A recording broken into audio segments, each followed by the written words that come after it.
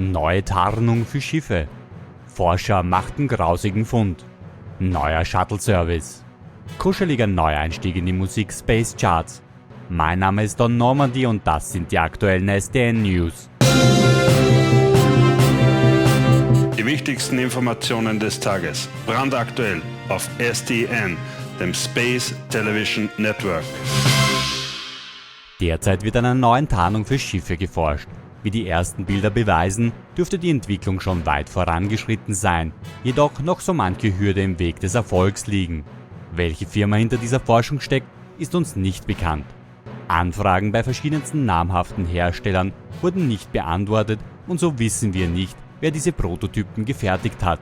Wie sich der Einsatz von getarnten Schiffen auswirkt, wird derzeit von der Akademie Space Fight and Flight untersucht, um darauf vorbereitet zu sein, wenn es einer Firma gelingen sollte, serienreife getarnte Schiffe zu produzieren.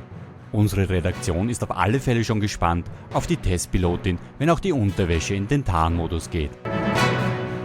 Bei einer Absturzstelle fanden Forscher die Überreste eines Rituals, das darauf hinweist, dass Angehörige einer nichtmenschlichen Rasse die Besatzung überwältigt hat und diese in einem grausamen Ritual geopfert haben.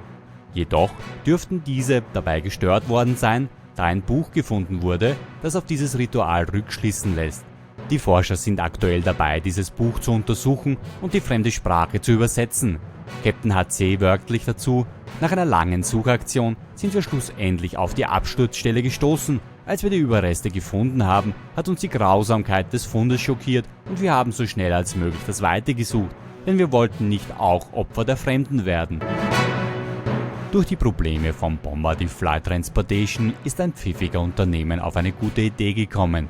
Da vorsichtige Piloten derzeit nicht auf alte und mit technischen Problemen behaftete Transportmittel vertrauen, jedoch nicht zu Fuß laufen wollen, wurde das neue System mit Freude angenommen. Der Unternehmer Tonio Binsan hat mit seinem Handkarrensystem schon viele Freunde unter diesen Piloten gefunden und wird regelmäßig per Mobilglas gerufen. Binsan dazu: Ich habe mir gedacht, dass geschundene Piloten einen sicheren Transport auf der Station begrüßen würden. Und so war es tatsächlich.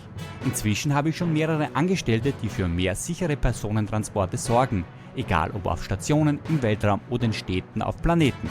Binsan Handmade-Transporte ist für alle die sicherste Art zu reisen.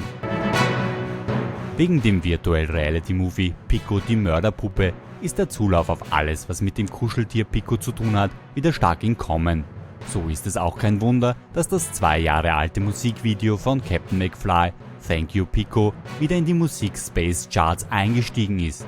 Die erste Songzeile beschreibt das Video wunderbar: Thank you for being a friend. Bei diesem Meisterwerk von Musikvideo zeigt uns McFly sein Können und das Leben mit seinem kuscheligen Freund Pico und ihre Erlebnisse. Er ermöglicht uns damit einen seltenen Einblick in das Privatleben von Captain McFly. Wir hoffen, dass alle einsamen Piloten so einen loyalen und geduldigen Freund an ihrer Seite wissen. Das waren die SDN News. Bleiben Sie immer gut informiert und abonnieren Sie unseren Sender.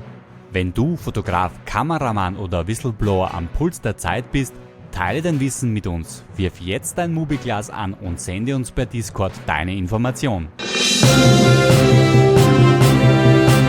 Die wichtigsten Informationen des Tages. Brandaktuell auf SDN, dem Space Television Network.